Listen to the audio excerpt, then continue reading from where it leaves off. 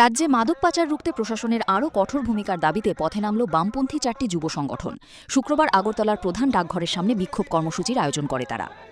বিক্ষোভকারীদের অভিযোগ, ডাক ও পার্সেল পরিষেবার অপব্যবহার করে নিয়মিতভাবে নেশাজাতীয় এসকফ সিরাপ সহ বিভিন্ন মাদকদ্রব্য রাজ্যে আনা হচ্ছে।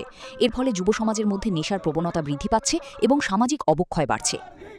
সংগঠনগুলির নেতৃবৃন্দ বলেন, শুধুমাত্র বাহকদের গ্রেপ্তার করলেই হবে না, এই পাচার চক্রের মূল হোতাদের চিহ্নিত করে দৃষ্টান্তমূলক শাস্তির ব্যবস্থা করতে হবে। পাশাপাশি ডাকঘর ও পার্সেল পরিষেবার উপর আরও কড়া নজরদারি চালানোর দাবিও জানান তারা।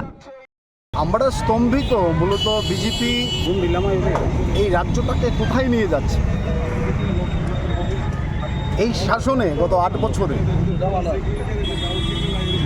ত্রিপুরা রাজ্যে সব দিক থেকে যদি পিছিয়ে যায়, একটা দিক থেকে ত্রিপুরা রাজ্য গোটা উত্তর পূর্বাঞ্চল এবং গোটা ভারতবর্ষের মধ্যে এগিয়ে যাচ্ছে।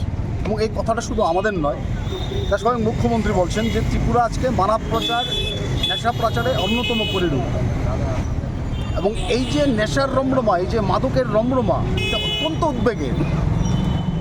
আমরা গত কয়েক মাস আগে লক্ষ্য করলাম এই রাজ্যে রেলের ওয়াগন ভর্তি করে নেশা আসে। পুলিশ উদ্ধার করলো রেল থেকে বিপুল পরিমাণ নেশা সামগ্রী।